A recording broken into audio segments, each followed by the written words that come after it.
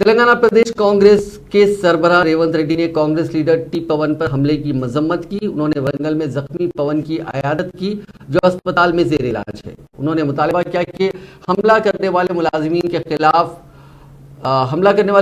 खिलाफ मुकदमा दर्ज करके कानूनी कार्रवाई की जाए। रेवंत ने तनकीद की कि BRS कायदीन जिले वरंगल में इंतशार पसंद कुव्वतें बन गए हैं। उन्होंने कहा कि मुत्तहिदा वरंगल जिले में गुंडों का राज चल रहा है। उन्होंने हवाला देते हुए कहा कि कांग्रेस लीडर पवन का मानना है कि मुताल्लिका रुकन असेंबली की ईमा पर ही उन पर हमला किया गया। उन्होंने मकामी MLA विनय भास्कर के खिलाफ मुकदमा दर्ज करने का मुतालबा किया। रेवंत ने इल्जाम लगाया कि पुलिस सियासी दबाव और हुकूमत की हिदायत पर हमलावरों का तहफ्फुज कर रही है। रेवंत ने मुतालबा किया कि DGP को इस वाक़े का जवाब देना चाहिए। उन्होंने पार्टी कारकुनों से रियासत भर में एहतजाजी मुजाहरे करने और वजीर आला के पुतले नजर आतिश करने की अपील की।